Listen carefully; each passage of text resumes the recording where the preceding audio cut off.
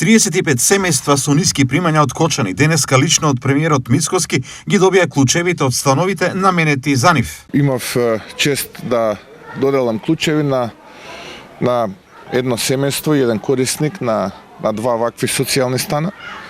И мислам дека на овој начин правиме добри работи за луѓето и ќе продолжиме како влада да правиме добри работи.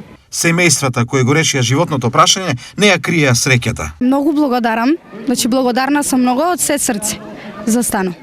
До сега каде бе? Под Кири. Колку време? По 2-3 години сигурно. За мене лично стапува како еден нормален живот, да живеем како граѓанин. Дом. Да си имаш свој дом. Тоа е.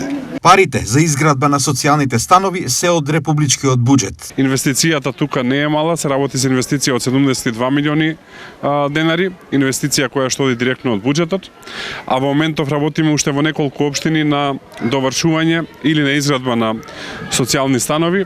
Тоа се општините Прилеп, тоа е општината Каменица, тоа е општината Бутел во Скопје. За какви станови се работи? Имаме 35 станови со квадратура од 35 метри до 45 метри квадратни.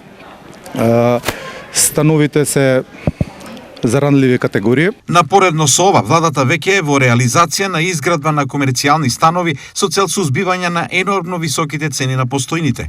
Комерцијалната зграда која што се гради во општина Битола да биде понудена на продажба по цени кои што се, би рекол, реални, а тоа е 1000 евра метар квадратен за стамбена површина, 500 евра метар квадратен за гаража и деловните простори по 2000 евра за метар квадратен, како би можело да се влијае на енормно високите цени на пазарот за недвижности. Ова е трета социјална зграда во Кочани, изградена со владини пари. Досега стамбеното прашање го решија над 60 семејства со ниски примања.